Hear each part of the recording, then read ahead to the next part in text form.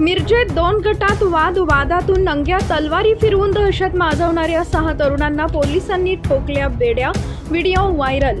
मिरजेत 2 गटामध्ये झालेल्या वादावादीत नंग्या तलवारी काढून दहशत माजवण्याचा प्रयत्न झाल्याची घटना घडली आहे. याचा व्हिडिओ चांगलाच व्हायरल झाला असून मंगळवार पेठ माळी गल्ली मिरज इथं ही घटना घडली होती.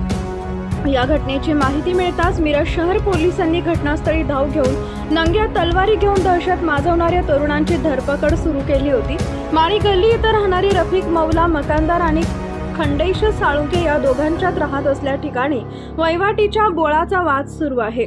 सदर वहिवाटीची वाट बाबत न्यायालयात खटला सुरू असून याचा राग मनात धरून यातील आरोपी खंडेश साळुंखे, संभाजी, मयूर, प्रसन्न, शंकर, निरंजन, पूर्ण नाव माहीत नाही, यांनी संबंधित फिर्यादी यांना तलवार दाखवून जीवे मारण्याची धमकी दिली आहे. याबाबत मिरज शहर पोलिसात 6 जणांच्यावर गुन्हा दाखल झाला असून पोलिसांनी रात्री शोध घेऊन सर्व आरोपींना बेड्या ठोकल्यात.